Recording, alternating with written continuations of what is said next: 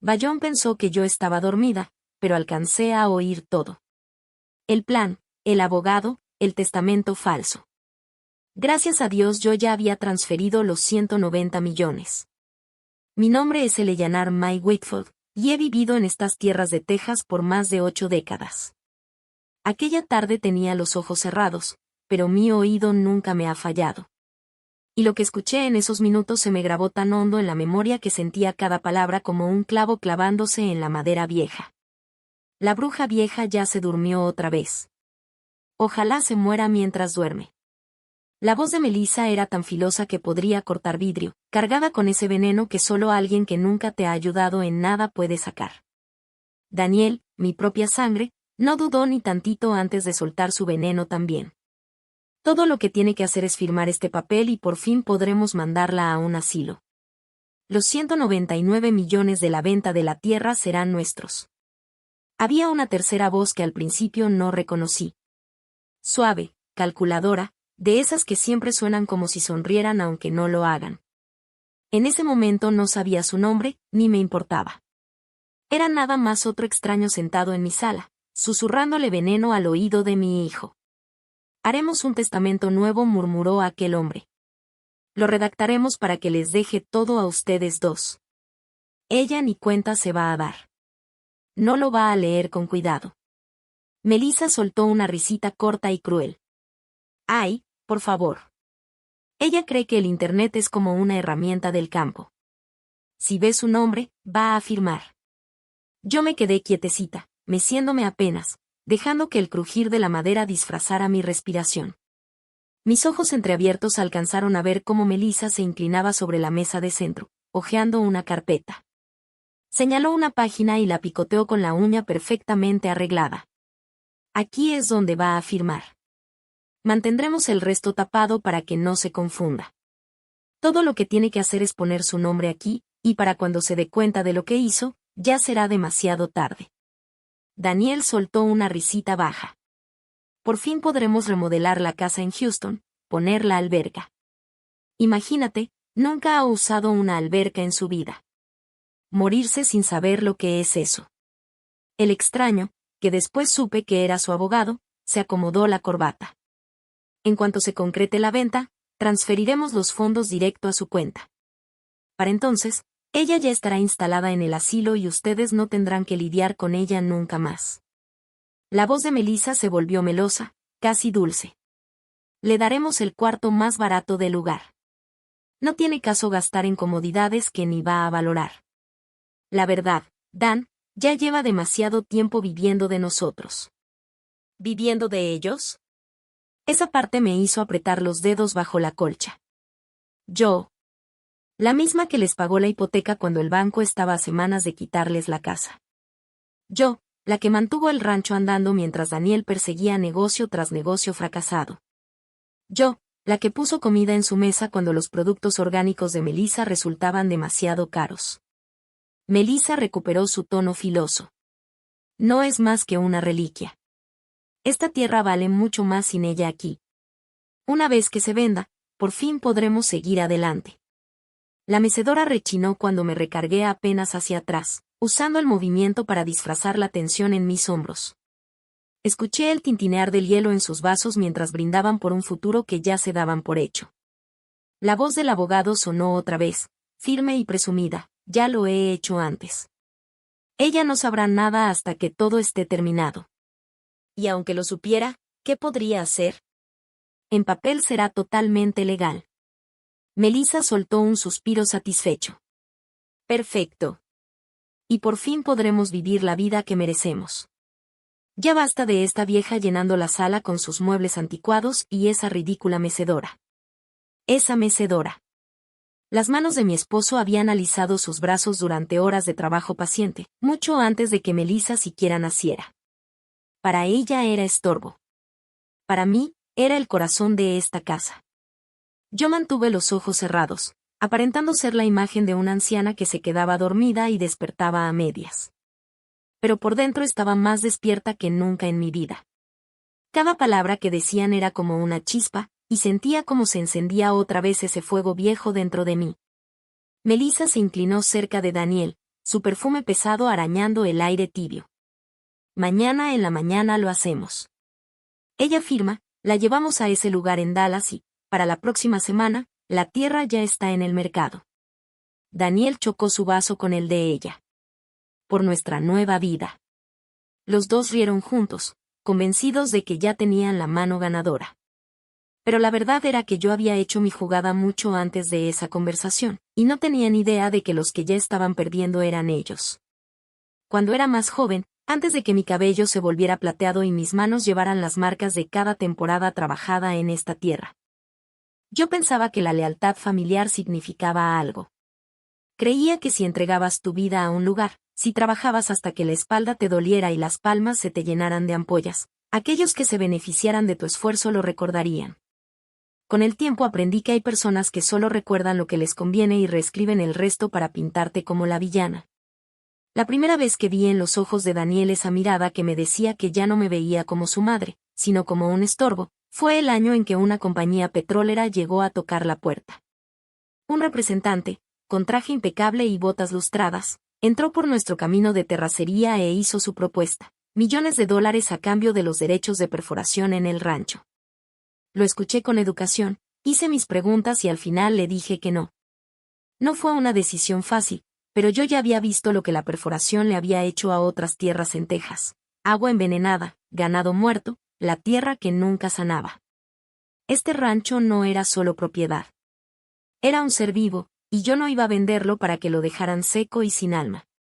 Daniel no lo vio de esa manera. Esa tarde irrumpió en mi cocina hecho una furia, la cara roja, la voz tan alta que hasta los vecinos pudieron haberlo escuchado. Acabas de arruinar nuestra oportunidad de cambiar la vida, podríamos haber sido ricos, mamá, ricos, ¿entiendes? Golpeó la mesa con el puño y los platos retumbaron. Eres tan terca que no ves que estás estorbando nuestro futuro. Para él, yo no había protegido la tierra. Yo había destruido su única oportunidad de una vida mejor. Luego vino la pelea por el roble viejo. Ese árbol se alzaba en el patio delantero, con ramas tan anchas que daban sombra a la mitad de la casa en verano. Mi esposo solía decir que era más viejo que el mismo Texas, testigo de todo lo que habíamos vivido.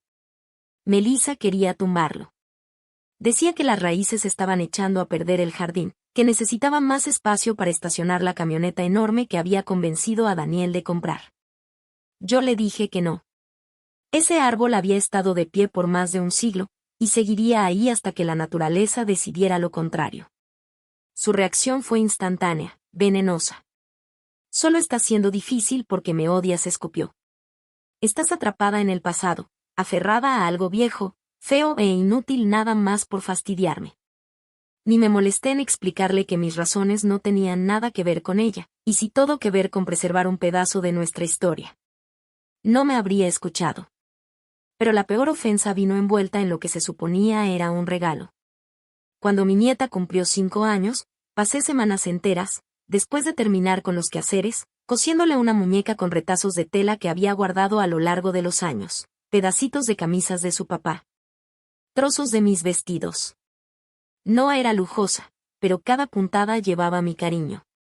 El día de la fiesta se la entregué, y Melissa, con solo verla, arrugó la nariz y la tiró directo al bote de basura de la cocina. No necesitamos estas porquerías pueblerinas estorbando la casa, dijo fuerte, asegurándose de que los demás padres escucharan. Mi nieta me miró confundida, como si hubiera hecho algo mal al sostenerla. Esa sí me dolió hondo. Ellos siempre le han dicho a la gente que yo nunca los ayudé. Pero hace 15 años vendí la única joya que realmente valoraba, mi anillo de bodas. Una sencilla argolla de oro, desgastada por décadas en mi mano, el último lazo físico que me quedaba con mi difunto esposo. Lo vendí en silencio, sin decirle a nadie, y con ese dinero liquidé lo que restaba de la hipoteca antes de que el banco nos quitara la casa. No lo hice esperando agradecimientos, pero escucharlos después decirles a sus amigos que mamá nunca aportó nada fue una traición que no vi venir. Y luego vino lo del restaurante. Daniel estaba convencido de que podía convertir un edificio viejo en el pueblo en un restaurante de carnes finas. Vino a pedirme que hipotecáramos la tierra para conseguir el préstamo. Yo misma hice los números, conocía los márgenes de ese negocio, sabía las deudas que ya cargaba. Hubiera sido un desastre. Cuando le dije que no, me acusó de tener envidia. Lo que pasa es que no quieres que triunfe, escupió. Quieres tenerme aquí, bajo tu control, para siempre. Él no veía que lo que intentaba era salvarlo de ahogarse antes de que metiera un pie en el agua. Cada uno de esos momentos, por separado, podría parecer poca cosa, una discusión aquí, un insulto allá. Pero con los años fueron armando en su mente una imagen de mí como la enemiga. Ya no era la mujer que lo había criado, ni la abuela que horneaba pasteles en los cumpleaños y se desvelaba cosiendo disfraces para Halloween. Para ellos, yo era solo una vieja terca y amargada que se interponía entre ellos y la vida que creían merecer. Lo que nunca entendieron fue que cada no que les di era un escudo. No para protegerme a mí, sino a ellos. Y cuando decidieron que ese escudo era un muro que debía derrumbarse, dejaron de verme como familia. Cuando mi esposo murió, la casa se volvió silenciosa de una forma que jamás había conocido. Sus botas ya no estaban junto a la puerta. Su risa ya no llenaba la cocina. Las tardes se hacían eternas sin el sonido de él tocando su vieja guitarra. El duelo es extraño, agudiza algunos sentidos y adormece otros. En mi caso, agudizó el que había mantenido a esta familia a flote por décadas, mi instinto de supervivencia. Poco después del funeral, revisé nuestros papeles y escrituras, como lo hacía cada enero desde hacía años. Ahí fue cuando recordé el terreno en Nuevo México. Mi esposo lo había heredado de su tío, pero nunca hicimos mucho con él. Demasiado lejos de casa, demasiado seco para sembrar, y sin valor suficiente como para venderlo en ese entonces. Pero los tiempos habían cambiado. Las compañías de energía buscaban al oeste para instalar generadores eólicos, y en esa parte de Nuevo México los vientos podían tumbar a un hombre hecho y derecho. Me moví en silencio, sin que nadie lo supiera. Un mes después estaba sentada frente a un hombre de traje impecable, representante de una empresa de energía eólica.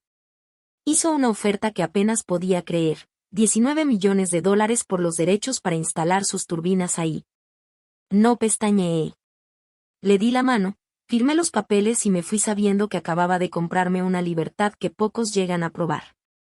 Pero el dinero, cuando llega en un solo golpe, es como carne bajo el sol, atrae moscas muy rápido. Así que lo dividí. Una parte la invertí en una cooperativa de granja orgánica en Vermont, dirigida por una amiga de mis años de universidad, un lugar donde la tierra era fértil y la gente aún más rica de corazón. Otra parte la puse en acciones de empresas que había investigado durante meses: energía limpia, tecnología de baterías, agricultura sostenible. El resto lo envié en silencio a un banco en Oregón, sin vínculos con Texas, en cuentas que jamás aparecerían en los chismes locales. Yo seguí viviendo igual que siempre, cocinando mis propios alimentos, cuidando el huerto, remendando mi ropa en vez de comprar nueva. Que creyeran que seguía apenas sobreviviendo. Su subestimación se convirtió en mi armadura.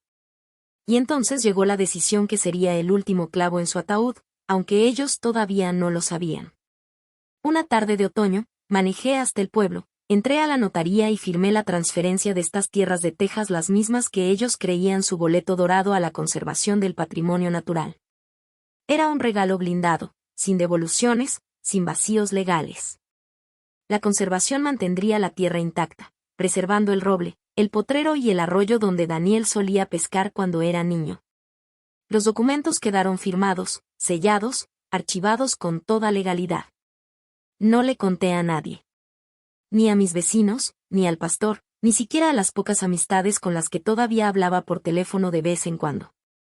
Mientras menos supieran, más fuerte sería el golpe cuando la verdad saliera a la luz. Durante los años siguientes, soporté sus miradas de desaprobación porque no podía comprar cortinas nuevas. Sus ojos en blanco cuando llevaba verduras de mi huerto en lugar de peis comprados a las cenas del domingo. Dejé que Melissa presumiera frente a sus amigas que pronto heredarían todo, sonriendo en silencio cuando creía que no la escuchaba. Permití que Daniel hablara de cuando vendamos el rancho como si yo ya estuviera bajo tierra. Nunca los corregí. Nunca les di una pista de lo que había hecho, porque con el tiempo aprendí que la clave está en el momento. Y si quieres que un cuchillo se clave hondo, tienes que esperar a que la otra persona se acerque. La escritura descansaba bajo llave en mi escritorio, junto a la vieja licencia de pesca de mi esposo y un fajo de cartas que me había escrito en nuestros días de noviazgo. De vez en cuando abría ese cajón, veía el sello oficial, el nombre de la conservación en letras grandes, y sentía como aquel roble viejo en el patio parecía erguirse un poco más alto. Ellos pensaban que me rodeaban como buitres, esperando a que cayera para repartirse la carne. No entendían que el banquete ya se había empacado y enviado fuera del estado años atrás, y lo único que les quedaría era el mantel vacío. Esa noche la casa se sintió más fría, aunque el calefactor zumbaba en segundo plano. Me había sentado temprano en mi vieja mecedora junto a la ventana que daba al roble, pero como me empezó a doler la espalda, me pasé al sillón de la sala y me cubrí las piernas con una cobija. Entrecerré los ojos lo suficiente para dar la impresión de que me había quedado dormida. Entraron por la puerta de la cocina, Daniel, Melissa y el hombre que ya había visto antes, aunque nunca habíamos hablado directamente. Más tarde supe que se llamaba Carter, su abogado. No bajaron la voz. No creyeron que hacía falta. La de Melissa era filosa, de esas que cortan el silencio como vidrio quebrándose. Mañana mismo firma este testamento, dijo, abriendo una carpeta sobre la mesa de centro. Escuché como las hojas golpearon la madera. Luego hago la llamada al asilo. Para la próxima semana, tu querida madre será problema de alguien más. La voz de Daniel siguió, baja y ansiosa. En cuanto esté hecho, vendemos la tierra, nos repartimos el dinero y al fin vivimos como debimos hacerlo hace años. Sin más tonterías suyas. Se acabaron las culpas. Seguimos adelante como si nunca hubiera existido. Sentí un nudo en el estómago. No por sorpresa, sino por la confirmación fría de lo que ya sabía desde hacía tiempo. No estaban esperando a que yo muriera. Estaban planeando apartarme del camino mientras todavía respiraba. Melissa soltó una risita, de esas que le había escuchado cuando presumía frente a sus amigas. Oí el ligero golpeteo de la puerta del gabinete al abrirse, pero mantuve los ojos cerrados. Fuera lo que fuera que hacía, sabía bien que no lo hacía con amabilidad. Apreté las manos debajo de la colcha hasta que los nudillos me dolieron. Esa fotografía había sobrevivido a cada mudanza, cada tormenta, cada año desde la muerte de mi esposo, y ahora yacía hecha pedazos a los pies de una mujer que se había casado con mi hijo, pero que nunca intentó comprender la vida que habíamos construido antes de su llegada. Carter carraspeó entonces, su voz entrando como una serpiente deslizándose por la sala. Necesitamos que firme frente a mí para que parezca legítimo. Está vieja. No va a leer cada página. Colaremos la cláusula que transfiere la propiedad a ustedes dos. No habrá problema. Daniel se rió por lo bajo. Ella confía lo suficiente en mí para firmar lo que sea. Todavía cree que soy ese muchacho que le arreglaba la cerca. No entiende cuánto he superado todo esto. Casi podía escuchar el gesto con el que debió haber señalado con desprecio la casa, la tierra, la vida que lo formó. Yo permanecí inmóvil, respirando despacio, con los párpados apenas caídos. Cada palabra que decían era como el filo de una navaja raspando contra piedra, afilándose, lista para atacar. Pero ellos creían que yo dormía, que era inofensiva, que no tenía poder alguno. Melissa dio un paso más cerca, y por un instante sentí su sombra cruzar mi rostro. Mañana, susurró casi en secreto. Mañana nos quedamos con todo y ni siquiera lo verá venir. Pero yo sí lo veía venir. Lo había visto desde hacía años. Y mañana serían ellos los que no lo verían llegar. La luz de la mañana entraba por las ventanas de la cocina, bañando la mesa donde esperaba una pila de papeles perfectamente ordenada junto a una pluma. Melissa se había esmerado en montar la escena, una cafetera recién hecha, un plato de galletas y una sonrisa forzada pegada a su rostro. Daniel estaba detrás de ella, con los brazos cruzados, pareciendo más un guardia que un hijo. Carter, el abogado, estaba sentado en el extremo de la mesa, con su portafolio abierto y los ojos brincando de uno a otro entre los tres. Trataba de aparentar calma, pero sus dedos tamborileaban contra el cuero como si contara los segundos para que yo firmara. Melissa deslizó los papeles hacia mí. Es muy sencillo, de verdad, dijo con esa voz empalagosa que usaba cuando quería algo. Es solo un trámite. Firma aquí y podremos seguir adelante sin más preocupaciones, agregó Daniel. Es lo mejor, mamá. Así todo queda en orden. Nada de confusiones después. Bajé la mirada hacia el grueso fajo de hojas, con ese título en letras negras al frente, Última voluntad y testamento. Dejé que mis ojos recorrieran las primeras líneas. Nada fuera de lo común. Ellos sabían que a mi edad no me detendría a leer todo. Creían que me tenían acorralada, una mujer débil, cansada, demasiado confiada para sospechar. Me enderecé en la silla y puse las manos sobre la mesa. Es una bonita propuesta, dije con voz pareja. Pero me temo que llegaron demasiado tarde. La sonrisa de Melissa se tambaleó. ¿Demasiado tarde para qué? Metí la mano en mi bolsa de cuero gastado y saqué un solo sobre, de esos que pesan más de lo que aparentan. Lo coloqué suavemente en el centro de la mesa y lo empujé hacia donde Carter pudiera verlo. Él se inclinó, entornando los ojos al notar el sello y el timbre notarial. En cuanto leyó el encabezado, el color se le escurrió del rostro. Esto, dije, con voz firme, es la escritura de donación firmada y notariada de la propiedad. Desde la semana pasada, esta tierra le pertenece a la conservación del patrimonio natural. Ya no es mía, y mucho menos de ustedes. La quijada de Melissa se descolgó. Daniel parpadeó, inclinándose hacia adelante como si acercarse pudiera cambiar las palabras impresas en negritas. Afuera, una ráfaga de viento sacudió los cristales de las ventanas, como si la tierra misma quisiera dar su opinión sobre mi decisión. Los dedos de Melissa se crisparon sobre la mesa, como si intentara atrapar algo que ya se le había escurrido de entre las manos. «¿La regalaste?», la voz de Daniel se quebró. Me permití la más leve sonrisa. «Sí. A algo que vale mucho más que la avaricia». Melissa manoteó los papeles frente a mí. «Pero el dinero, el dinero». Ese dinero, la interrumpí, nunca fue suyo. Mucho antes de esta reunión familiar, años antes de que se les ocurriera darme vueltas como buitres, yo ya había hecho mis propios planes. Vendí un terreno aparte, en Nuevo México, por $19 millones. Ese dinero lleva años invertido, lejos de Texas. Ustedes estaban peleando por algo que en realidad nunca estuvo aquí. Carter carraspeó, recogió el testamento falso y lo guardó de nuevo en su portafolio sin atreverse a mirarme. Se veía como un hombre al que acababan de notificarle el veredicto de culpabilidad. El rostro de Melissa estaba pálido ahora, con las manos aferradas al borde de la mesa. «No puedes». «Sí puedo», le respondí suavemente. Y ya lo hice. La cara de Daniel se había puesto roja, con una vena latiendo en su sien. Por primera vez, se quedó sin palabras. Dejé que el silencio se estirara hasta volverse insoportable, luego me levanté de la silla. Debieron tener más cuidado con lo que tramaban en mi propia casa, les dije, mirando a cada uno por turno. Porque a veces, la persona que creen dormida está bien despierta. Con eso, guardé el sobre de nuevo en mi bolsa y salí, dejándolos ahí, atrapados en el sabor amargo de un plan deshecho. Para la mañana siguiente, la ola ya se había convertido en maremoto. En un pueblo chico de Texas, las noticias vuelan. Pero cuando esa noticia venía con el golpe de $19 millones y el tufo de traición, corría como fuego desatado. Los inversionistas, esos mismos a los que Daniel y Melissa habían presumido durante semanas, fueron los primeros en salirse. Bastó una llamada seca del representante. Dadas las circunstancias recientes, no seguiremos adelante con la compra ni con el desarrollo. Les deseamos lo mejor. Ese lo mejor significaba que estaban acabados.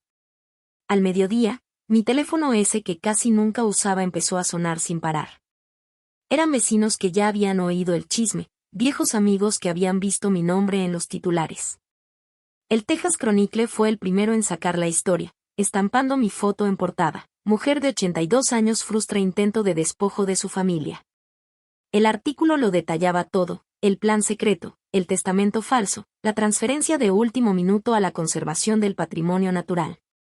No tuvieron reparo en exhibir también a Daniel y a Melissa, señalando su intento de defraudar a una pariente anciana y la humillación pública que siguió. Pero lo que el periódico no necesitaba explicar, Internet lo desmenuzó con gusto. Alguien, y yo tenía mis sospechas, filtró el video de la cámara de seguridad de mi sala. En la grabación granulada en blanco y negro se veía a Melissa riendo con crueldad, tirando a la basura un regalo hecho a mano por mí. Luego, inclinándose hacia Daniel y diciéndole algo que, aun sin audio, se veía venenoso. Después venía la toma clara de ella sacando mi foto de boda del gabinete y estampándola contra el piso. En cuestión de horas, el clip estaba en todos lados: Facebook, Instagram, TikTok. La gente lo pausaba, hacía zoom, le ponía subtítulos. La sección de comentarios se llenó de desconocidos defendiéndome y destrozándola a ella, llamándola desalmada, basura con tacones y el claro ejemplo de la avaricia. Las consecuencias no tardaron en llegar. En el servicio dominical, el pastor Williams me tomó del brazo con suavidad y me dijo en voz baja: «Debes saberlo, por ahora no se les permitirá participar en ningún evento de la iglesia. Ha habido demasiada incomodidad». En la tienda de abarrotes, donde Melissa acostumbraba fiar su carrito, le dijeron sin rodeos que ya no habría crédito. En la cafetería, la barista que antes se desvivía por Daniel fingió no escuchar su pedido. Incluso las personas a las que ellos llamaban amigos dejaron de contestarles el teléfono. Para el final de la semana, los dos eran como fantasmas en su propio pueblo, visibles, pero indeseados. Cada vez que entraban a un lugar, las pláticas se detenían. La gente los miraba, murmuraba, negaba con la cabeza. Y yo, mientras tanto, seguía con mis rutinas tranquilas: café en la mañana en el porche, tardes en el jardín. No por maldad, sino porque sabía que entre menos reaccionara, más crecería su vergüenza. Resultó que no hacía falta levantar la voz para destruir a alguien. A veces lo único necesario era dejar que la verdad se escuchara. Un año puede cambiar muchas cosas, pero para Daniel y Melissa fue solo un derrumbe lento y desgastante. La investigación fiscal comenzó de manera discreta, con una simple carta del Departamento de Hacienda Estatal. Pero cuando los auditores descubrieron su contabilidad creativa y los tratos escondidos, todo se vino abajo como bola de nieve. El gobierno confiscó primero la casa, luego la camioneta de lujo, después el carro chico que Melissa usaba para los mandados. Descongelaron las cuentas, las tarjetas de crédito fueron rechazadas. Hasta las joyitas baratas de las que Melissa presumía terminaron guardadas en cajas, catalogadas como bienes no esenciales. Terminaron en un cuartucho húmedo y maloliente en las orillas del pueblo. De esos lugares donde las paredes apestan a moho y los pleitos de los vecinos se oyen por toda la cuadra. Pero ni eso pudieron sostener.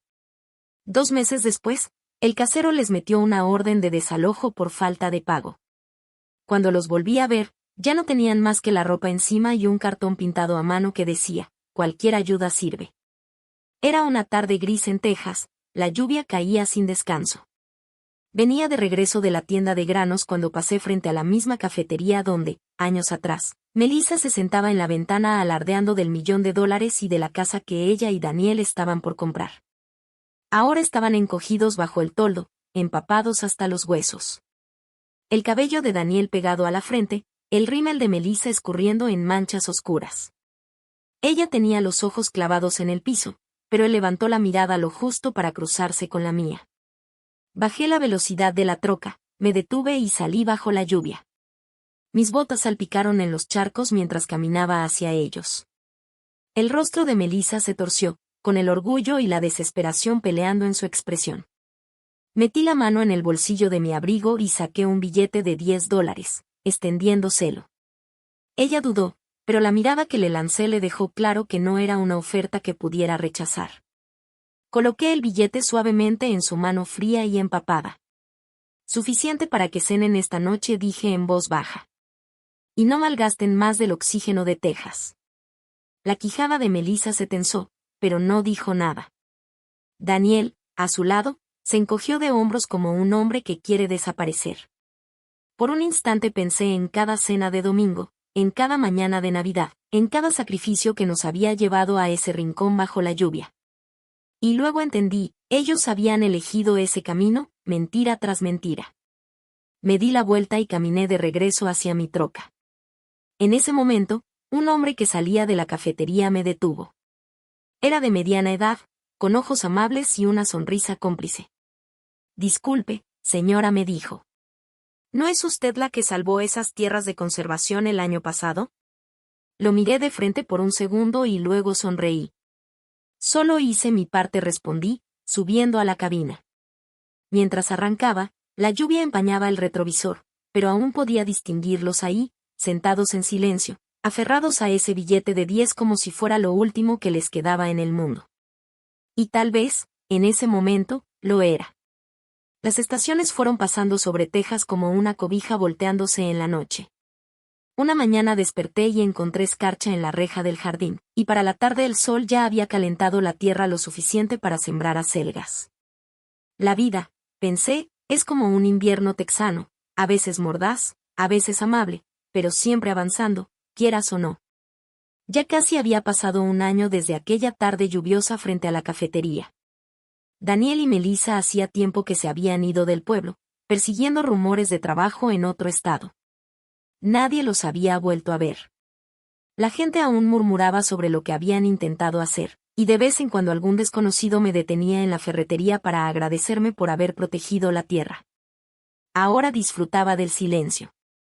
Mis días eran lentos y llenos. Caminatas matutinas junto a la cerca, atender a las gallinas, tardes leyendo en el columpio del porche mientras el viento me peinaba el cabello. Yo pensaba que mi historia ya estaba casi escrita, pero la vida, como he aprendido, a veces se las arregla para colar un capítulo extra cuando menos lo esperas. Todo empezó un martes en la tienda de granos. Estaba inclinada sobre un montón de catálogos de semillas cuando escuché una voz detrás de mí. Profunda, firme, de esas que te recuerdan a las canciones viejas de country en un disco de vinilo. Disculpe, señora, dijo, ¿sabe si esta marca de alimento es buena para ponedoras? Me giré y me encontré con los ojos azules más intensos que había visto desde mi juventud. El hombre era alto, curtido por el sol y el viento, con un sombrero de paja que parecía más viejo que algunos de los empleados de la tienda. En una mano sostenía un costal de alimento para gallinas y en la otra un par de guantes de trabajo. Depende, contesté, enderezándome. ¿Qué tan consentidas tiene a sus gallinas? Eso lo hizo reír. Una risa cálida, tranquila, que venía desde lo más profundo. Consentidas al grado de que creen que ellas mandan en la casa, respondió. Su nombre era Henry Callahan. Había crecido en el condado de al lado, sirvió 30 años como guardabosques y hacía poco había regresado a la zona para hacerse cargo del rancho familiar. Terminamos platicando de la calidad de la tierra, del cerco para mantener alejados a los depredadores y de cuál era el mejor momento para sembrar jitomates. Hasta que el dependiente tosió con discreción para recordarnos que había más clientes esperando. Con las semanas, empecé a ver a Henry en distintos lugares, el mercado de productores, la oficina de correos, incluso allá por las tierras de conservación que yo había donado. Nunca forzaba la plática, pero siempre se notaba que le alegraba verme. Caminábamos juntos algunos tramos de cerca, señalando pájaros o flores silvestres, y me descubrí riendo más de lo que lo había hecho en años. Una tarde, después de que terminamos de reparar un pedazo de cerca en su potrero, Henry nos sirvió té helado a los dos y se recargó en su silla. Ellaner me dijo, en el pueblo hablan de ti, ya sabes. No en mal plan, sino como hablan de alguien a quien respetan. Pero creo que no tienes toda la historia. No solo admiran lo que hiciste, también admiran cómo lo hiciste. Callada, firme. Nadie lo vio venir. Lo miré un buen rato antes de contestar. Henry, cuando la gente piensa que ya estás demasiado viejo para importar, lo más fácil del mundo es dejarlos que te subestimen. Y cuando llega el momento adecuado, usas esa subestimación como palanca. Él sonrió. De esas sonrisas que dicen que entendió no solo las palabras, sino también los años que había detrás de ellas. Seguimos pasando tiempo juntos, unas semanas más que otras. Él me ayudaba a reparar una contraventana floja. Yo le llevaba pan recién horneado o frascos de mermelada de durazno. A veces no hacíamos nada, más que sentarnos bajo el encino detrás de mi casa a ver cómo la luz se iba apagando sobre los campos.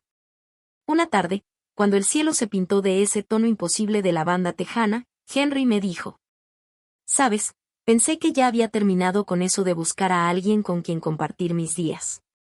Creí que me tocaría quedarme solo, cuidar la tierra y dar por buena la vida así. Pero tú», se detuvo, frotando el ala de su sombrero, «tú haces que el silencio se sienta más lleno, no más vacío». Hacía décadas que nadie me hablaba de esa forma. Sentí el pecho cálido, como el calor de un porche soleado cuando el viento se calma. Henry, le dije en voz baja, creo que es exactamente a lo que te refieres. No tuvimos prisa. Las almas gemelas no la necesitan. Saben que lo mejor vale la espera. Y entre sembrar cempasúchil en primavera y juntar nueces en otoño, me di cuenta de que mi hogar ya no era solo mío.